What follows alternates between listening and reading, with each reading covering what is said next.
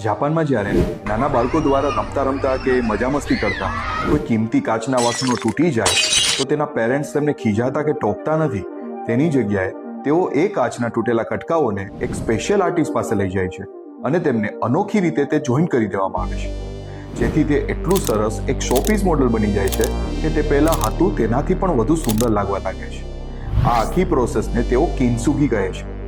15મી સદીથી તેઓ તૂટેલી વસ્તુને જોડવાની આ કિન્સુગી ટેકનિકને અપનાવી રહ્યા છે, જે એક પ્રચલિત જાપાનીઝ ફિલોસોફી વાબી સાબી મુજબ અપૂર્ણતામાં પણ સુંદરતા અને સાચું મૂલ્ય સાદગીમાં જ છે એવું દેખાડે છે.